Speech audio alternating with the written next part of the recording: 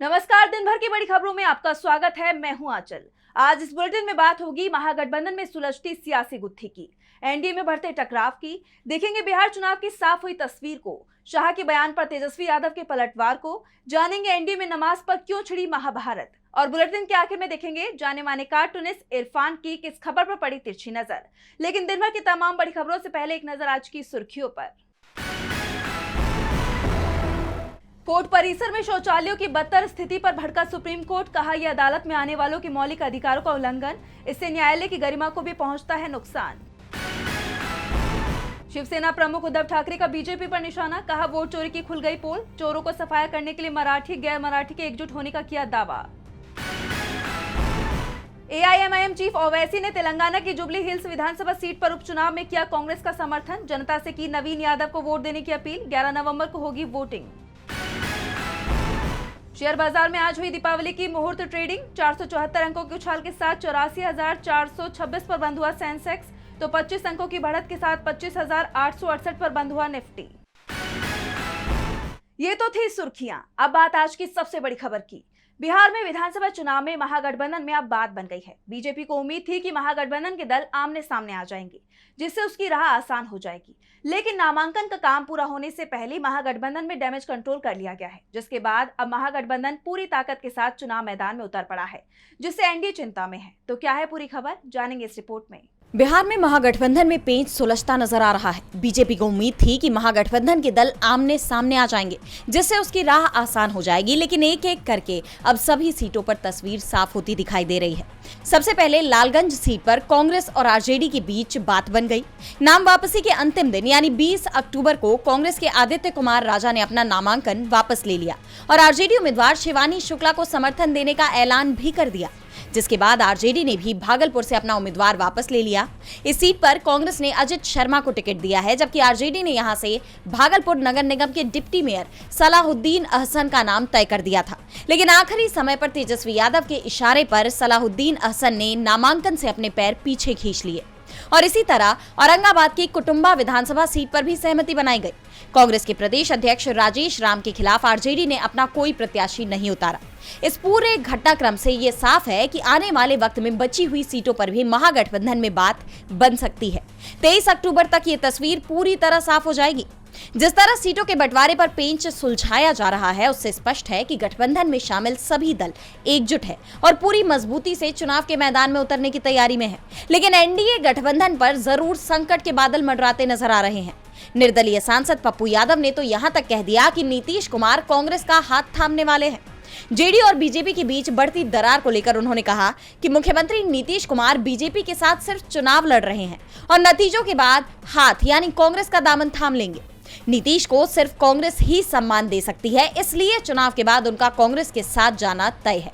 उनके इस बयान ने बीजेपी के अंदर खलबली मचा दी है। महागठबंधन में विवाद सुलझ रही हैं, तो एनडीए में विवाद बढ़ता जा रहा है। जेडीयू और बीजेपी के अंदर जबरदस्त बगावत हो रही है, तो नीतीश कुमार को लेकर भी बीजेपी कार्यकर्ताओं को भरोसा नहीं हो पा रहा है। इसलिए नीतीश को बार बार ये कहना पड़ रहा है कि हम धोखा नहीं देंगे। तो कैसे मुश्किल में दिख रहा है एनडीए, जानने के लिए देखिए ये रिपोर्ट। नीतीश कुमार पर बीजेपी को भरोसा नहीं हो रहा है, इसलिए वो उन्हें सीएम उम्मीदवार घोषित करने को तैयार नहीं दिखाई दे रही है। तो दूसरी तरफ नीतीश कुमार को ये भरोसा दिलाना पड़ रहा है कि इस बार वो पलटी नहीं मारेंगे। मुजफ्फरपुर में जेडीयू उम्मीदवार के समर्थन में प्रचार करते हुए नीतीश ने एक बार फिर कहा कि वो अब कहीं नहीं जाएंगे। वैसे नीतीश को उनके पुराने साथियों से जरूर राहत मिली है। जीतन राम मांझी और उपेंद्र कुशवाहा ने सीएम पद के लिए नीतीश कुमार के नाम का समर्थन किया है, तो चिराग पासवान भी नीतीश के साथ दिखाई दे रही हैं। यानी एनडीए में अब बीजेपी ही अलग थलग पड़ती दिखाई दे रही है। तो टिकट को लेकर जो घमासान एनडीए में मचा हुआ था, वो अभी भी शांत पड़ता नहीं दिख रहा है। कई नेता बगावत कर गए हैं। गोपालपुर से जेडीयू विधायक गोपाल मंडल ने निर्दलीय नामांकन दाखिल किया है। नरकटियागंज में बीजेपी विधायक रश्मि वर्मा ने बगावत का झंडा बुलंद कर दिया है। बगहा में बीजेपी नेता भूप नारायण यादव और दिनेश अग्रवाल ने खुलकर बगावत का बिगुल फूंक दिया है। पारू विधानसभा में भाजपा विधायक अशोक सिंह ने टिकट कटने पर निर्दलीय पर्चा भरा है। पूर्व मंत्री और दिनारा से विधायक रहे जय कुमार सिंह, पूर्व मंत्री और जमालपुर से विधायक रहे शैलेश कुमार, बरबीघा के विधायक रहे सुदर्शन कुमार, सिकटा के पूर्व विधायक खुर्शीद आलम व वरिष्ठ नेत्री आसमा परवीन ने टिकट नहीं मिलने पर बगावत कर दी। आसमा परवीन पूर्व मंत्री इलियास हुसैन की बेटी हैं। उन्हें 2020 में जेडीयू ने महुआ से उम्मीदवार बनाया था। इस बार ये सीट लोजपा को चली गई। आसमा परवीन ने महुआ से नामांकन कर दिया है। जय कुमार सिंह की सीट दिनारा आरएलएम के कोटे में चली गई है। शैलेश कुमार, सुदर्शन कुमार व खुर्शीद आलम का टिकट काट दिया गया है। मुजफ्फरपुर के ओराई विधायक और पूर्व मंत्री रामसूरत राय के समर्थकों ने तो टिकट कटने पर बीजेपी कार्यालय को ही घेर लिया। अलीनगर सीट से चर्चित गायिका मैथिली ठाकुर को भी लेकर स्थानीय कार्यकर्ता नाराज दिखाई दे रही हैं। मौजूदा विधायक मिश्रीलाल यादव यहां से बागी हो गए हैं। इसके अलावा 3 दर्जन से ज्यादा सीटों पर एनडीए के अंदर बगावत देखी जा रही है, जिसके चलते एनडीए मुसीबत में दिखाई दे रहा है। एनडीए में जारी खींचतान खत्म होती नहीं दिखाई दे रही, तो मुश्किलें प्रशांत किशोर की भी बढ़ गई हैं। प्रशांत किशोर की पार्टी के उम्मीदवारों के नामांकन खारिज होने की खबर सामने आई है। जहां पहले चरण की नामांकन प्रक्रिया पूरी हुई, तो वहीं दूसरे चरण के लिए नामांकन पत्रों की जांच पूरी हो गई है। तो क्या कुछ चल रहा है बिहार में, जानेंगे इस रिपोर्ट में। बिहार चुनाव के पहले चरण की नामांकन वापसी की प्रक्रिया 20 अक्टूबर को पूरी हो गई। चुनाव आयोग के ताजा आंकड़ों के मुताबिक पहले चरण की 121 सीटों पर दाखिल 1375 सही नामांकनों में से 61 उम्मीदवारों ने अपने नाम वापस ले लिए, जिसके बाद अब 1314 प्रत्याशी मैदान में हैं। सभी उम्मीदवारों को सिंबल आवंटित कर दिए गए हैं, जिसके बाद अब चुनाव प्रचार जोर पकड़ने लगा है। वहीं 122 सीटों पर दूसरे चरण के लिए नामांकन दाखिल करने की आखिरी तारीख 20 अक्टूबर थी और नामांकन पत्रों की जांच यानी स्क्रूटनी 21 अक्टूबर को पूरी हो गई है। पहले चरण में जहां एनडीए को झटका लगा था, मढ़ौरा सीट से एलजेपीआर की उम्मीदवार सीमा सिंह का नामांकन खारिज कर दिया गया था, तो दूसरे चरण में महागठबंधन को झटका लगा है। सुगौली सीट से वीआईपी उम्मीदवार शशि भूषण सिंह का नामांकन रद्द हो गया। दरअसल भूषण पहले आरजेडी की तरफ से नामांकन करने की तैयारी में थे। आरजेडी को क्षेत्रीय पार्टी का दर्जा मिला हुआ है, जिसके चलते एक समर्थक और प्रस्तावक की जरूरत नामांकन के लिए होती है। लेकिन ये सीट वीआईपी के कोटे में चली गई और शशि भूषण को वीआईपी ने अपना उम्मीदवार बना दिया। वीआईपी को क्षेत्रीय पार्टी का दर्जा नहीं मिला है, ऐसे में नामांकन के साथ 10 समर्थकों के हस्ताक्षर की जरूरत थी, जबकि भूषण ने अपने नामांकन के साथ सिर्फ एक प्रस्ताव का समर्थन पत्र सौंपा था। वहीं जनसुराज पार्टी के प्रमुख प्रशांत किशोर ने दावा किया है कि उनके 3 घोषित उम्मीदवारों को नामांकन ही नहीं भरने दिया गया और जिसने नामांकन किया था उसका नामांकन वापस करवा लिया गया और ये पूरा काम बीजेपी और जिला प्रशासन की मिलीभगत से हुआ है। उन्होंने ये भी कहा कि बीजेपी को महागठबंधन से नहीं बल्कि जनसुराज से डर लग रहा है। बिहार चुनाव को लेकर बीजेपी का डर दिखाई दे रहा है, जिसके चलते बीजेपी नेता कुछ भी बयान दे रहे हैं। हाल ही में केंद्रीय गृह मंत्री अमित शाह ने बिहार में एक बयान दिया था, लेकिन अब उनका ये बयान उन्हीं के गले की फांस बनता जा रहा है। वहीं अब आरजेडी नेता तेजस्वी यादव ने शाह के बयान पर पलटवार किया है और साफ साफ कह दिया है कि अब बिहार की जनता को कोई धोखा नहीं दे सकता। तो क्या है पूरा मामला, देखिए इस रिपोर्ट में। बिहार में विधानसभा चुनाव के लिए पहले चरण की वोटिंग में ज्यादा समय नहीं बचा है। ऐसे में सियासी बयानबाजी और तेज हो गई है। हाल ही में गृह मंत्री अमित शाह ने बिहार में रोजगार के मुद्दे पर एक बयान दिया था। शाह के बयान पर अब आरजेडी नेता तेजस्वी यादव का गुस्सा फूट पड़ा। दरअसल अमित शाह ने बिहार में बड़े उद्योगों के लिए जमीन की कमी को बाधा बताया था और कहा था कि बिहार में फैक्ट्री लगाना मुश्किल है क्योंकि यहाँ जमीन की कमी है। शाह के इस बयान पर अब तेजस्वी ने पलटवार करते हुए कहा है कि 20 साल बिहार में सरकार चलाने के बाद भी गृह मंत्री बहाने बना कह रहे हैं कि फैक्ट्री तो गुजरात में ही लगेगी, लेकिन वहां लेबर बिहार की होगी। बिहारी अब इनके झांसे में नहीं आएंगे। तेजस्वी यादव ने आरोप लगाया कि शाह औद्योगिक विकास के खोखले वादों से बिहार की जनता को गुमराह कर रहे हैं। तेजस्वी से पहले उनकी पार्टी राजद ने भी शाह को उनके इस बयान पर घेरा था और कहा था कि अमित शाह ने कह दिया है कि फैक्ट्री तो गुजरात में ही लगेगी और गरीब बिहार मजदूर सप्लायर राज्य बना रहेगा। जैसा कि आप जानते हैं कि अमित शाह ने बिहार विधानसभा चुनावों के लिए बिगुल फूंका और घोषणा की कि अगर एनडीए बिहार में सत्ता में लौटता है तो वो राज्य को औद्योगिक हब में बदलेगा। वहीं अब उन्होंने बिहार में फैक्ट्री लगवाने की बात पर जमीन की कमी बताकर खुद के साथ साथ पूरी बीजेपी के लिए मुसीबत मोल ले ली है। कहा जा रहा है कि शाह ने ये बयान देकर बीजेपी की मंशा से पर्दा उठा दिया है और इसका असर अब उन्हें बिहार चुनाव में देखने को मिल सकता है। वहीं तेजस्वी ने भी ये साफ कर दिया है कि अब बिहार की जनता को गुमराह करना नामुमकिन है। अपने ही नेताओं के बयान और एक्शन से बीजेपी घिरती जा रही है, चाहे वो अमित शाह हो या बीजेपी सांसद मेघा कुलकर्णी लगातार बीजेपी की टेंशन बढ़ाते दिखाई दे रहे हैं। बीजेपी सांसद मेघा कुलकर्णी ने शनिवार वाड़ा में मुस्लिम महिलाओं के नमाज पढ़े जाने के विरोध में उस जगह का शुद्धिकरण कराया, जिसके बाद महायुति के बाकी दोनों दल शिवसेना शिंदे गुट और एनसीपी अजीत गुट ने इसका कड़ा विरोध किया, जिससे गठबंधन में दरार दिखाई दे रही है। तो क्या है पूरा मामला, जानने के लिए देखिए ये रिपोर्ट। महाराष्ट्र में स्थानीय निकाय चुनावों से ठीक पहले सत्तारूढ़ महायुति गठबंधन में घमासान छिड़ गया है। सहयोगी दल शिवसेना शिंदे गुट और एनसीपी अजित गुट ने बीजेपी की राज्यसभा सांसद मेघा कुलकर्णी की तरफ से पुणे के शनिवार वाड़ा में किए गए शुद्धिकरण समारोह की कड़ी निंदा की है। हाल ही में बीजेपी सांसद कुलकर्णी ने हिंदूवादी संगठनों के साथ मिलकर शनिवार वाड़ा में गोमूत्र छिड़क कर शुद्धिकरण किया था। ऐसा उन्होंने यहाँ मुस्लिम महिलाओं के नमाज पढ़े जाने के विरोध में किया था। इस घटना के बाद दोनों यानी एनसीपी और शिवसेना ने बीजेपी को अपनी सांसद पर लगाम लगाने की नसीहत दे दी। एनसीपी प्रवक्ता रूपाली पाटिल थोमरे ने कुलकर्णी के खिलाफ एफआईआर दर्ज करने की मांग करते हुए कहा कि वो सांप्रदायिक तनाव पैदा करने की कोशिश कर रही हैं। पुणे में हिंदू और मुसलमान भाई भाई की तरह रहते हैं। मेघा कुलकर्णी पर लगाम लगाई जानी चाहिए। वहीं शिवसेना शिंदे गुट ने भी बीजेपी सांसद पर निशाना साधा। शिवसेना नेता नीलम गोऱ्हे ने कहा कि शनिवार वाड़ा भारतीय पुरातत्व सर्वेक्षण यानी ASI द्वारा संरक्षित स्थल है और इसके नियमों का पालन होना चाहिए। किसी को भी यह गलतफहमी नहीं पालनी चाहिए कि वो सरकार में है। कुलकर्णी ने शुद्धिकरण के बाद वाड़ा के बाहर स्थित मजार और दरगाह को 1 हफ्ते के अंदर हटाने का अल्टीमेटम भी दे दिया है। हालांकि बीजेपी सांसद के आंदोलन के बाद पुलिस ने संरक्षित स्थल पर नमाज अदा करने के आरोप में अज्ञात महिलाओं के खिलाफ मामला दर्ज किया है। उधर कांग्रेस ने भी इस शुद्धिकरण कार्यक्रम को हास्यास्पद बताया।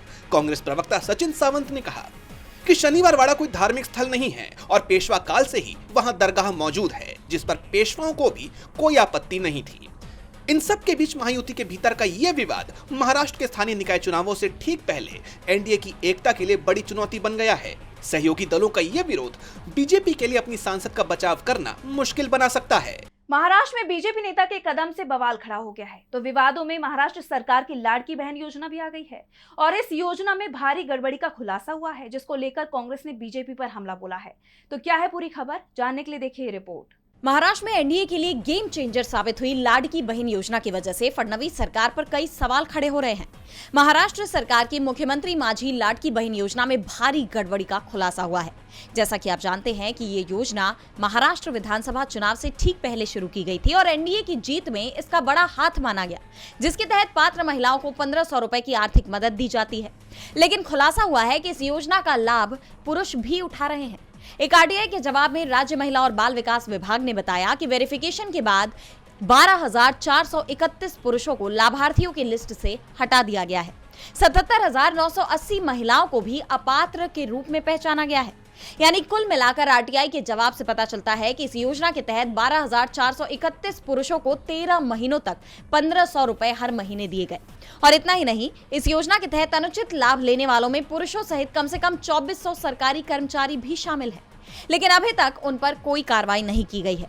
इस मामले में अब कांग्रेस ने बीजेपी को घेरा है।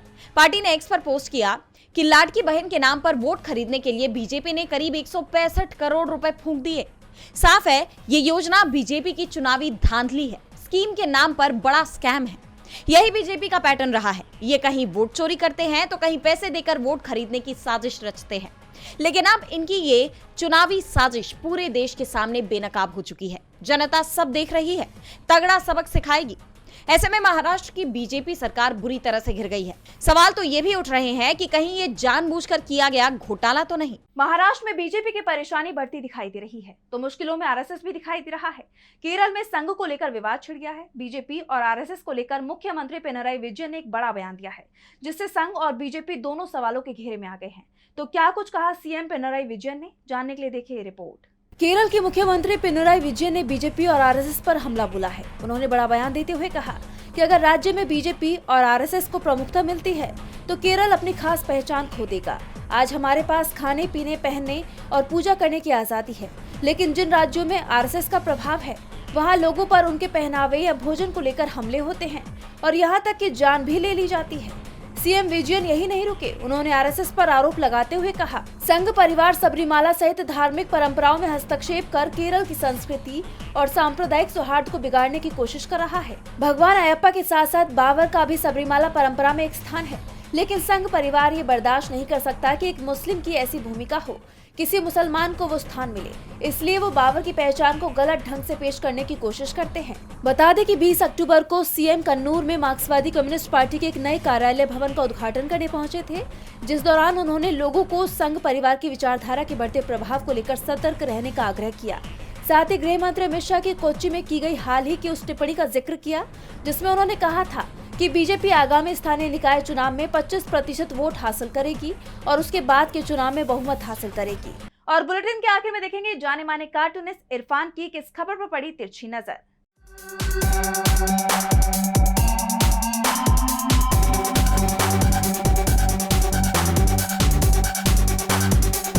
क्या आप जानते हैं कि भारतीय क्रिकेट टीम में जम्मू कश्मीर का भी एक नौजवान रहा है? जी हाँ, परवेज रसूल नाम का ये नौजवान जो 2013-14 में भारतीय क्रिकेट टीम के लिए अपना क्रिकेट खेलता रहा, उसके बाद से 2014 से अभी तक वो अपनी अगली पारी का इंतज़ार कर रहा था, लेकिन उसको चांस नहीं मिला और उसने आज अपने वनडे क्रिकेट से, इंटरनेशनल क्रिकेट से रिटायरमेंट ले लिया। काश अगर उसको और भी चांस मिलता भारतीय टीम में खेलने का, तो शायद वहाँ के और भी नौजवान उसको देखकर प्रोत्साहित होते और क्रिकेट के लिए एक नई राह वहाँ पर खुल जाती। उन लोगों को और भी प्रोत्साहन मिलता और वो भी क्रिकेट खेलने के लिए आगे आते। लेकिन ये सब तो तब होता जब मोदी जी चाहते, तभी तो मुमकिन होता है।